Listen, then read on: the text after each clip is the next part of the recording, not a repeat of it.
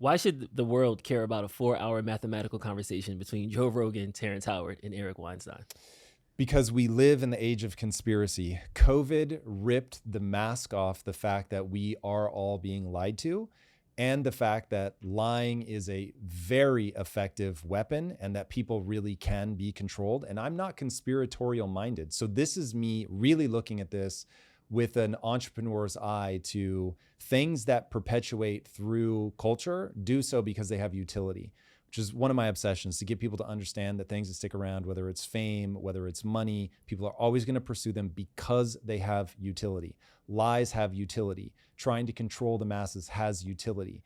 And the reason that I am going to perk up anytime Eric Weinstein is involved is because I really think he understands, without becoming bombastic or being so open-minded that your brain falls out, which is a great way to talk about it. He doesn't fall prey to that, but he is very aware of the way that ideas are suppressed.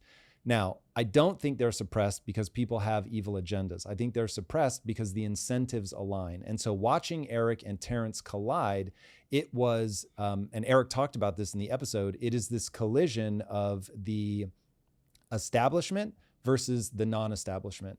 And what Eric was saying is the reason that you've been shut down by somebody like Neil deGrasse Tyson, who pointed you to peer review, is because that is an equation where it is simply the establishment not going, oh, maybe this is a heterodox thinker who's not right on everything, obviously, but who may even just have an idea that doesn't work, but sparks somebody else to have an idea that does work. And that's my question. Do you think Terrence Howard, did he bring something to the table? I cannot speak to that with any degree of authority. I will only give you my takeaway knowing Eric as well as I do. Almost certainly not. Now, Eric seemed fascinated about one of the things that he had, the linchpin, that may have implications for drone movement. But I come at this from a writer's perspective, having been in so many writers' rooms where writers just understand you throw out the bad ideas. Now, you can litigate whether Terrence understands that his ideas are bad. I don't think that he does. And so that was a really important part of this moment. To get back to the initial question of, I think it is critically important that Eric and other people like Eric, who really do understand this stuff well enough to go point by point, show what's, to use his words from the interview, what's baby and what's bathwater. And there was a ton of pushback against this when Terrence was first on Rogan that I thought was wildly unwarranted and is everything that's wrong with culture right now, which is he's a lunatic, don't listen to him. He's like a madman, he's narcissistic, he thinks he's right, but he's really just crazy. And my thing was, it doesn't matter. And the reason it doesn't matter is because it hit, like that moment, hit a level of cultural awareness that I think thinkers like Eric Weinstein should be using as the bar to what warrants a careful deconstruction. Now, of course, all of these guys, they're incredibly smart, so I'm sure that talking to mortals can be very frustrating at times.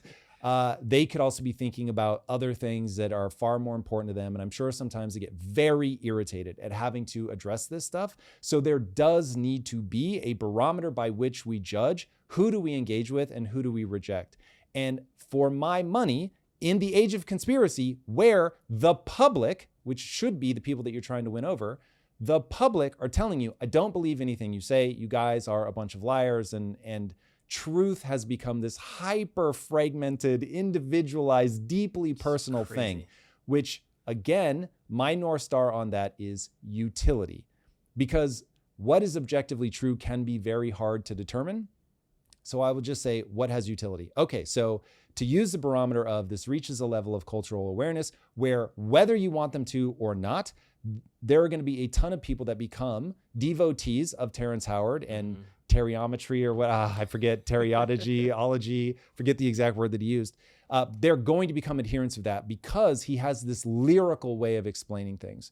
And so I listened to that interview. I got on the phone with Eric right away and I was like, Eric, you have got to go in, and even if it's a pure debunking, you've got to go line by line on this one, and made the whole pitch about why. Now, I have a feeling everybody in Eric's life gave the same pitch, so I was but one voice. And shout out to Rogan for being the one that can pull all of this together so amazingly. So just fast. Am constantly in awe. I think there's something to jump in there, because something that I took away from the interview was how Eric was telling him, you have to do it this way. And you as a non-establishment person, you're kind of building your own theory, you're building your own studio, you're not waiting for that blessing. And it's weird that in the scientific community, you have to kind of wait to be grandfathered in. Somebody has to apprentice you, somebody has to bless you. It's almost like if Elon had to wait for Ford to give him the thumbs up before he made Tesla. All right, this is where we really have to start teasing ideas apart. So first of all, Eric was right at the beginning of the episode, and Rogan wouldn't let him do it. Terrance wouldn't let him do it, which was, I have to steel man Terrance's argument to make sure that I understand it. Literally, if you take nothing away from that episode except one thing, take that would have been the right way to do this, because this has utility in real life. If you take nothing but one thing away from this episode, make sure that you take that away. You first want to make sure that you understand somebody's view in a way that they will recognize. Okay, that's my definition of a steel man. I'm going to say, Terrance, your beliefs back to you. I want to make sure that you say, yes, those are my beliefs. Now, the reason I want to do that is if I'm going to debunk it, you have to do it in a systematic way. And I'm telling you, when two smart, well-intentioned people disagree, it is either a collision of values, how the world ought to be, or it is a collision of base assumptions, their assumption about how the world actually is. Now, if you keep arguing at the level of like, is this supersymmetry? Is this not supersymmetry? You are never going to make progress. You have to go, hey, Terrance, here's how I think your worldview is built up. These are the exact foundational assumptions that I see you making. And if those assumptions were correct, then your stance would be correct. But let me tell you which base assumptions you've gotten wrong. And therefore, since your literal foundations are wrong, the rest cannot be accurate. So one of the foundations that Terrance Howard puts forth is that everything is in motion. Now, Eric does eventually in the interview, he says point blank, that isn't true, because you have to understand that the vast majority of physics hinges upon a weight on a spring. So it's potential energy. And so that now unravels the whole theory. But because they didn't structure the interview, and I get it, it's not as entertaining, but when my North Star is utility, it's like you have to go with those base assumptions, figure out what they are, get Terrance to say, yes, those are the base assumptions upon which I'm building. And then Eric just goes one by one.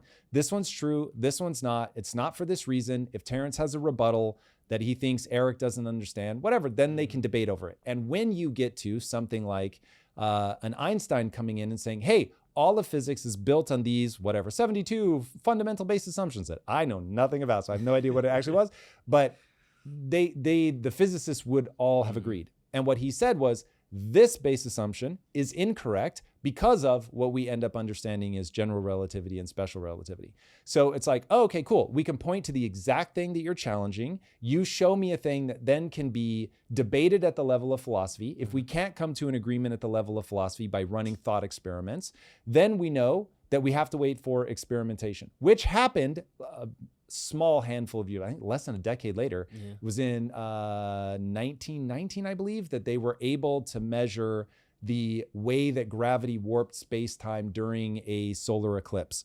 And so once you see like, oh, snap, like, okay, we actually have data that shows that your hypothesis, which challenged a fundamental building block upon which all of the theories of physics are built, and we've tested experimentally, we see that it's probably true. Now, this is where I'll channel Brett Weinstein and say, Brett believes that all problems in society go away, tongue-in-cheek, obviously, if you understand the difference between a hypothesis and a thesis. A hypothesis you can take as just a best guess. Hopefully, it's a well-informed best guess, but it may be one of 30 best guesses that you alone have, let alone all the best guesses that are out there in the world. And only when you start running experiments do other hypotheses begin to fall away. And when you have a hypothesis, when you have a thesis, it's when all other hypotheses have been proven incorrect.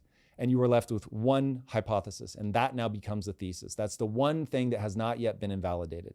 And so if you understand, this is why it drove me crazy during COVID when people were like, follow the science. And I'm like, bitch, the science is literally questioning what's true. And you're just looking for predictive validity. If I believe this, then I can predict the outcome and I can test the outcome. And yes, I get that outcome. And they talk about repeatability a lot. It's repeatable because you actually understand the foundational building blocks. I want to jump in right here because I think you said something really good. Can you kind of break down how somebody would test those hypotheses? So is it I know Terrence Howard, you'll have to get a bunch of springs and balls and do it in a very scientific way. But like practically speaking, I'm an entrepreneur. I'm something like that. Would it just be kind of going into life and trying things out and seeing what works?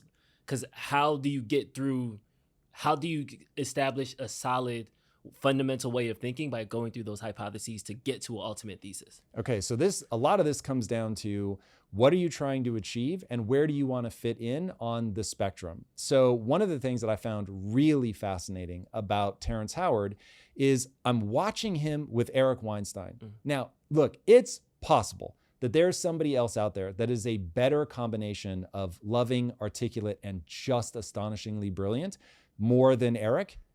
I haven't encountered them, and I seek these people out. There's a lot of bright people, but Eric just has something special about him. And watching him collide with Terrence was utterly fascinating, because what I liked about what Eric was saying is, look, the quality of your thinking is on a spectrum from absolute trash to like, hey, this could be a brilliant insight. Yeah. And I'm not going to throw out everything simply because I can detect that there is some flaw in your thinking, which I think he's right, that people that fall into the establishment camp of science using peer review, the second they detect one thing is off, they want to throw you away. Mm-hmm. Again, I'll come at this as a writer, and I'll say in a writer's room, if you did that, you're the biggest dick in the world, and you're going to kill the screenplay. Because bro, if every idea has to be perfect and you can't just let me put one on the table as like, hey, this is probably a terrible idea, but it might spark a good idea, but you first have to engage with that terrible idea as if it wasn't a terrible idea to see if it leads somewhere. Again, what's the baseline for that so you don't waste all of your time? Cultural awareness. When enough normal people are like, yo, that speaks to me, then that's going to be the one that you go in and you say, okay, hey, I'm going to engage with this. So I start thinking, okay, wait a second. Terrence is smart. Like, even if all you're going to say is that he's able to memorize all these facts and then find free word association connections, right? Eric talked about this, that you find things that remind you of other things, I think is the exact way he referred to it. Yeah, but it reminded me of John Nash as represented in the movie A Beautiful Mind, where you're following him, everything seems to make sense, and then you realize, oh, actually he's a paranoid schizophrenic, and he sees patterns in everything. And so the warning that Eric was putting forward is, hey, if you stare long enough at the stuff, you're going to see Jesus, right? And so there are all these beautiful, amazing things. And if your brain is wired in such a way that you will find patterns in anything, which is probably partly what makes him a great actor, which is probably partly what makes him a great musician, it's like, hey, that has value in a society. Because I come back to evolutionists searching for utility. So why aren't we all Eric Weinstein? Yeah, nature. Why aren't we? I would very much like to be on that spectrum. Why do some of us have far more metaphorical minds?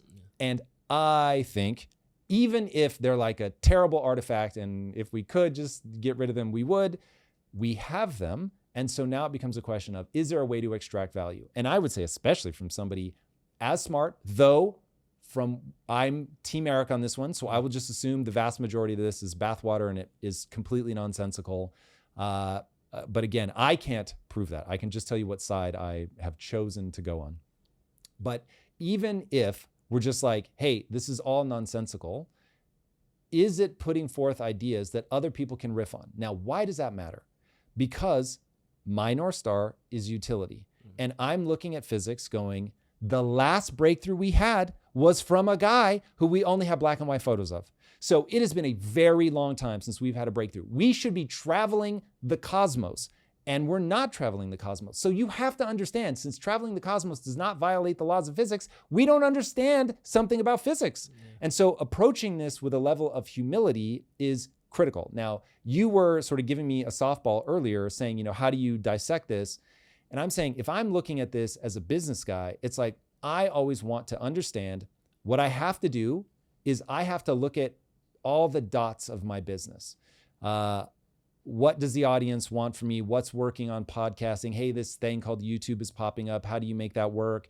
What works well there? We have a university. How do I make that work? And I have all these sense of how I'm going to tie it all together, right? And then I go in and I connect the dots. Now, you have to then go intoxicate your team with certainty. So you have to tell them, here are the dots, and they connect like this. But hold on, to go to a step back, it's easy kind of for you in a straight line because you're owning the business, you're the man in the big chair. For somebody like Terrence Howard, he doesn't own science. He's doing the same thing. So what I'm Yeah. trying to get you to understand is that nature creates minds in a certain way blindly. It's the blind watchmaker. There's no ghost in the machine. But the blind watchmaker is realizing, oh, if I only make one type of brain, then we have a problem. I have a whole diatribe about why there's left brains, right brains, meaning politically left, politically right. There's a reason you want dynamic tension. Okay, there's a reason there are Eric Weinsteins, in my opinion, and there are reasons that there are Terrence Howards. A very Just metaphorical biologically, thinking. it's a split. Yes, Yeah, and there's a got it. reason that we're spread across the spectrum. Now, going back to what I was saying, it's like this is how you get, remember, the thing that makes humans great, and this goes back to, I'm going to show you my base assumptions. The thing that makes humans great is that we are able to cooperate in extremely large groups, but flexibly. So ants can cooperate in extremely large groups, but not flexibly. They do one thing, one way, that's it. You're going to get anthills, period, end of story. Humans can cooperate flexibly in gigantic groups. Religion is one of the more profound ways that we do this, but one of the mechanisms by which a religion, for instance, would be born is by noticing dots. Oh, sometimes there's storms and people get zapped by lightning and things burn and we all die. I bet there's this all-powerful being that's throwing lightning down at us. And if I sacrifice a goat, because I did that one time and then the lightning stopped, and I bet if I sacrifice a goat, it will make the lightning go away, whatever, right? And so they start seeing the dots, which are real. They connect the dots, but they connect the dots with narrative. The narrative is made up. Now, what I see when I look at Terrance is somebody who has a lot of dots and a narrative about how they connect. And when you hear him talk about it, it's compelling. You called him a shaman, which I thought was brilliant. Terrance is shamanistic to me. Got something. It's like you want him to be right because it feels so good. But as an entrepreneur, I will just tell you right now, the thing you have to worry about is feelings make dots feel like they connect when they don't actually connect. So going back to, I, as the entrepreneur, I have to look at all the dots. I have to come up with a narrative that connects the dots. I need that to get a large group of people to cooperate flexibly. So I'm going to come to them with a narrative and I'm going to say it like it is the gospel fucking truth, as if there is nothing else beyond this. Now, the thing for me is I have to be the one person that doesn't actually believe it. I have to hope it's true, but I have to know the only thing I can guarantee is my thinking is wrong in some way. And this is what I love about Eric. Eric understands you have dots, you connect them with narrative. The narrative is the story. And Eric is saying, step outside the fucking narrative, look back at it and say, I have to find the problems. To do that, you have to seek disconfirming evidence. And this is his whole idea of the DISC, distributed information suppression complex, that over time, industries have calcified because the money is being pulled out of academics. I don't know the story well like he does about how that happened, but just grant me that money gets pulled out of the educational system. And so you have professors now that really have to fight and scrap for their tenure. And so now you can use peer review as a way to keep other people out, especially younger people with different ideas. Exactly. And so there's a quote, if I could find it fast, but basically I'll paraphrase that the establishment will glom onto a set of ideas, this dots connecting narrative, and they'll stay stuck for 40 years. Because they don't, now that is a paraphrase of Eric, that now what I'm going to say is me. They don't seek disconfirming evidence. And so they actually want to keep people out of it. And that, as an entrepreneur, I will tell you, is the problem. So what I do is I will paint this picture, I will intoxicate people with certainty so that I get my large group of people cooperating flexibly because they have a simple narrative that they can hold in their head, that they can repeat to each other about why we're here and what we're trying to do. Because I have to give them that very simple, easy to articulate meme that can replicate through the organization when I turn my back, that everybody's spreading the same meme over and over and over. Okay, once the meme is off spreading, I then go in my room and I'm like, I know that meme is a lie. I just don't know which part, because I am giving you my best take right now with my current thinking. Some part of it is flawed. How do I know that? Because I know I'm not where I want to be. So if I know I want to be traveling the cosmos and I'm not, then I know something is flawed in my physics. So while I may believe string theory connects all the dots in the right way, clearly not, because we're stuck. And so you have to seek that disconfirming evidence. And you might say, hey, this is as close as we can get. And by the way, I want you to give me disconfirming evidence, but I'm not gonna be like, oh, gee, thanks. And like, I'm gonna attack your ideas. And I'm gonna say, no, come on, give me a better idea. That one doesn't make any sense for these reasons. But I'm actually going to engage. I'm gonna fight with those ideas. And in a company, and I understand most companies are run by somebody who just wants to tell you what to do and they expect you to do it. Dude, I'm not smart enough for that. So I surround myself with people that are smart, and I say, as I hope you will attest, I want you to challenge my ideas. Now, I'm going to push back. I'm going to debate ferociously until you can convince me that your idea is right. But if your idea really has merit, meaning it has utility, then I'm going to adopt it, because what I care about is the utility. Now, that's what I hear Eric putting forth in this interview, which is why I think this is so critical. And I'm like, dude, this moment was important for culture. Now, it's going to be up to us whether we do anything with it. And I am going to be watching Terrence like a hawk, because here's what happens. From where I'm sitting, Eric just demolished his worldview. The basic foundation that he built on, there were several, but one of them is 1 × 1 = 2. Killed it. And Eric went through and just explained why mathematically that you just don't understand these other things, and hey, we can help you, and you should apprentice and learn and grow, and then maybe you'll actually be able to make better contributions. Though it may be that he just needs to be a lyrical mind and throw out these ideas, and then other people can run. Anyway, that's a different point. But Eric going into this and really trying to say, hey, I think that this is exactly where you're falling down, then allows Terrance to go, okay, I see how my worldview is broken. It doesn't have the predictive validity that I thought, which to me is the ultimate utility.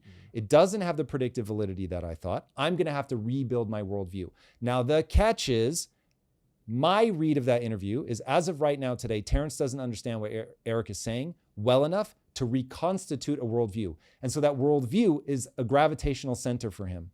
And he's going to keep devolving back to the mean. Yes. So he's just going to be like, talk to him in a month, right? And do another interview. And he's going to be saying the same things he was saying before, because he doesn't understand why his worldview doesn't work.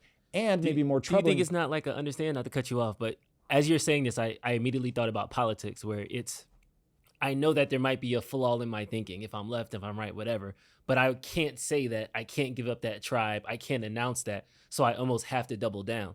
So Terrance, unfortunately, I could kind of see him doubling down, and that's the same thing we kind of see in other industries and other parts of society. You've got your finger on an incredibly important thing that honestly is so much more common than what we're about to talk about. So I fully acknowledge that that's like 85% of the reasons that somebody would shut down like a new worldview. They will never allow it into their world because they put so much of their personal credibility behind it. And money and time and all these 100%. I didn't get that vibe from Terrance in the only 2 interactions I have ever seen with him. Now, I've seen other people say, guys, come on, in other interviews, he's a full-blown narcissist and he just says this stuff like it's fact and he's pulling the stuff out of his ass. So it's possible. I just don't know Terrance well enough and that there really is a narcissist behind this. But I thought he handled himself very well in the interview. He was receptive. He was open. The only times he interrupted out of enthusiasm. Like, hey, I just really want to show you this thing. Like, if you look at Terrance through the lens of he's wrong, but he really believes what he's saying. Now, if he really believes, guys, I have the great unifying theory and new things will become possible if people will just start approaching these ideas and engaging with them sincerely. Dude, that's beautiful, right? Yeah. So he believes it. He's trying to put it out into the world. So he gets excited when Eric brings something up that he's like, no, but you don't understand. Let me show you this thing. Now, Eric's onto something with you've got to stop teaching. Yeah. And I thought the brilliant analogy that Eric used was as a fighter. And so, which obviously got Joe perked up, which is Joe's made fun of so many times, people that talk about, like death grip or, one touch or whatever. And those people get their asses handed to them in a real fight. And if you're a real fighter and you hear somebody talking about things that you know to be false, you're like, oh, this guy actually doesn't know what he's talking about. And that is almost certainly what's going on in that case. But again, I will give Terrance the benefit of the doubt. He seems to be coming at it very sincerely. And so even though he's wrong, potentially, me, again, not being the one to pull that apart, but if he can go learn this stuff, if he has the raw intellect to do it, and can update his worldview, dude, this will have been a masterclass on getting us out of the age of conspiracy, which I think a lot about how we get back out of this, where we can trust people again. And it certainly isn't going to be recrowning a bunch of elites. It's going to be people like Eric, who I'll call an intellectual gladiator, and he's not afraid to go in and fight ideas. But is it podcasts? Are we the new, Greek philosophers? Because you go back in time. And think a podcast as a mechanism. So you may have the new Greek philosophers. I mean, Ryan Holiday, I'm looking at you. You may have the new Greek philosophers literally doing podcasts, but podcast is just a medium. It's standing up in the forum and addressing people. What I absolutely hate, you want to know? If you want to get me triggered and red flag, like my wife's channel is all about red flags on men. Like the red flag for me, the second somebody is like, this person's ideas shouldn't be heard, they're just beyond the pale and we shouldn't listen to them. Red flag, whatever that is, the dispersion, let's dig into the idea that. suppression complex. Yes, I'm not here for that.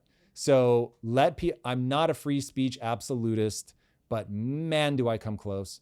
And I think that it is absolutely critical to have free speech just front and center, is because, and Jordan Peterson sums this up better than anybody else, you have to be able to think bad ideas so that you don't have to live them out, because some ideas are so bad, they're going to ruin your life.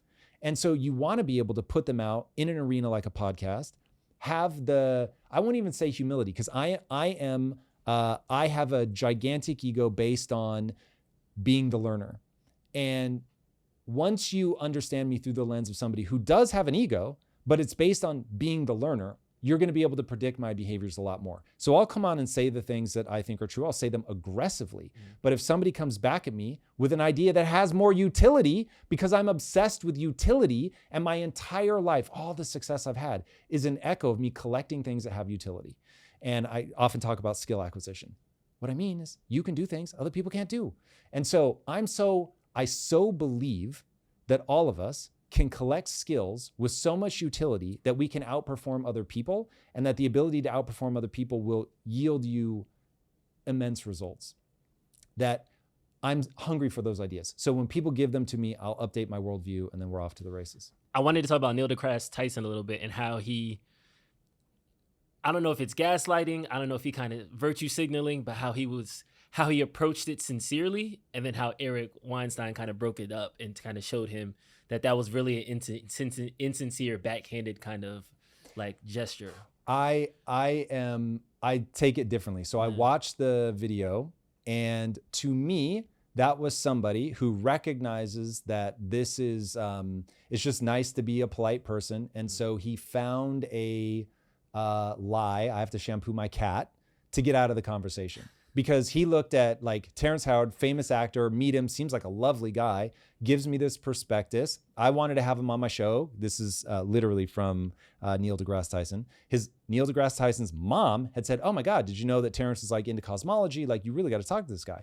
So he wanted to have him on the show. And because he had courted him, he was like, I'm actually going to read the prospectus. He goes through it and is like, oh my God, from top to bottom, this is just somebody who does not know what they think they know. Dunning-Kruger, which remind me to go into Dunning-Kruger, because I think people have that wrong and are getting themselves into an unnecessary dead end by going to that. But he sees somebody as a sweet guy, but good Lord, does not know what he's talking about. And therefore, I don't want to spend any more time on this. And I really don't want to have him on my show, because he's going to sound like a lunatic. And the number of people that I've refused to have on the show over the years, because I'm like, a lot of the things you say just aren't true. There is a guy that people want me to have on the show again. So this reveals something, 1 out of 1,000. And I refuse. And he was a big guest. And I won't have him back on, because I think not all, in fact, 50% of what he says is bullshit, and 50% is real. But it, like a tumor, they are so intertwined, the good and the bad, that I'm not going to do it. So I get it. Everybody has to have that thing where they're like, I'm just not going down this path. So yes, I think Eric is right that the using peer review is idiotic. That shit is dead as disco. And that is a red flag. And when I hear people throw that out, I'm like, you're trying to shut people down. You're trying to keep people out. But I actually don't think that that's what Neil was doing there. I think he knew that it was an easy way to be like, hey, sorry, can't. Like, there's a process for this. Go enjoy it. Yeah. But he was saying that only because he is just so dismissive. But I actually think he was dismissive in a kind way. So I don't have a bad, I am not the biggest fan of Neil deGrasse Tyson. However, I thought he handled himself well if you don't understand that the ending is a brush off. Yeah. He brushed him off kindly. Yeah. It's so in podcasting, we say a lot because a lot of guests say no to us. By the way, everybody, this is Drew, the producer, behind the show. So when things go well, you can clap for Drew. When they go poorly, you can still stare at me. But we get the kind decline, right? There are people that we want to get on the show, but they say in a very nice way, I can't do it. I don't have time, whatever. I'm traveling. I have to shampoo my cat.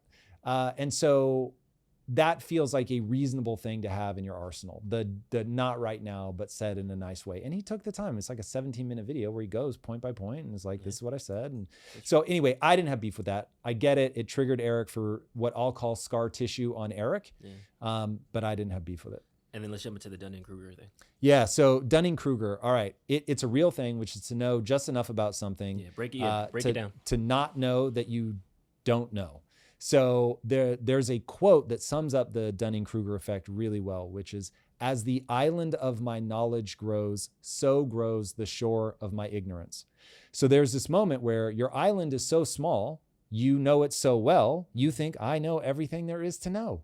And then one day you finally get to the shore and you're like, oh God, there is a vast expanse of things that I don't know. But you actually don't know how big it is until your island gets bigger and bigger, and you realize you're just extending into this infinite ocean. And no matter how big your island of things that you know gets, it's just unrelentingly dwarfed by the things you don't know. Now, since that will always be true, and everybody, even Eric, even the hardest core, smartest people ever, again, because we're not traveling the cosmos, there is something that we don't know until you accept, the outcome that I desire is not coming true yet because there is something I don't know. Therefore, if you approach the world like I do, you're like, I just need to find out the things I don't know. I'm going to keep using the things I know. Okay, I'm not going to discard them if somebody can't convince me that they're holding me back, but I'm hungering for the thing that I don't have. So something I say in business all the time is the skills you have already taken you as far as they're going to take you. If you want to go farther, you must get new skills. And so I'm like, hey, everybody in theoretical physics, the ideas that you have already taken you as far as they're going to take you. If you want to get farther, you need new ideas. And so I'm just saying, don't dismiss somebody because they fall into Dunning-Kruger. At a wide enough aperture, we all fall into Dunning-Kruger, no matter how much we know. And so again, you do have to have a bar because there really are crackpots, what Eric was calling the axe murderer. There really are like whack jobs that are going to be an absolute total waste of your time. And they are just as convinced that they're right. And so I say, let them fight in the world of public opinion. I have no idea for how long Terrance was trying to get people's attention, but he went to Oxford. He was on red carpets talking about this stuff. And then finally, God knows how many years later, ends up on Joe Rogan. Cool. He had to earn his shot. And then he took a shot and the world was like, yeah, I want to know more about that. And cool. So now he got his day in the new court of public opinion because it got all the way to somebody like Eric who can actually tell you what's wrong with this. And he said it. And so for anybody that wants that breakdown, it's there. So I think people ought to have to fight their way up. So if you've got 9 followers on Instagram, then you go live with somebody that has 12 followers, right? And you're good for each other. And you keep climbing up that ladder until you get enough people to listen to you where real people go, okay, there's enough public interest. I still think it's wrong, crazy, stupid, whatever, fine. But there's enough public interest in this thing that now it warrants a debate. All right, some rapid fire questions. You ready? Let's do Keep it. your answer as short as possible. Yes. Best soundbite of the interview. I'm going to have to go to my quotes here. All right. Best soundbite for me came from Eric. He said, right now we're in a crisis where no one knows what is true. Nobody knows who's full of shit. nobody knows what they can trust. Love that. Did this legitimize Terrence Howard as the scientist, inventor? Definitely not. What I think this did was legitimize him as a musical thinker. That's not quite the right word, but that he's able to bring really interesting patterns together, the vast majority of which should be thrown away. But every now and then he's going to hit on something that could spark creativity in an engineer or something like that. So it'd be interesting to see where he goes. Have you ever been humbled by an elite before? Yeah, all the time. Literally. Daily. Do we get to Mars in 10 years? No, God. Oh, wow. Define, do we get to? Do we drop humans off? Boots on ground. In 10 years. Yes. Wow. You just excited me. I've never thought about that before. And then follow up, if there's like a recolonization thing, would you live on Mars? If I live to like 250 or something, I cannot fathom in the next 40 years being done on Earth. But if there's something so extraordinary being built up there, that would be amazing. But I'm not going to go to like some hostel in the middle of space, to be with 9 people. That's not interesting. No space hostel. No thanks. All right. That's all we got. There we go. All right, everybody. We're going to be doing more of these. If there's something that you want to see us approach, make sure you drop it into the comments. And until next time, my friends, be legendary. Take care. Peace.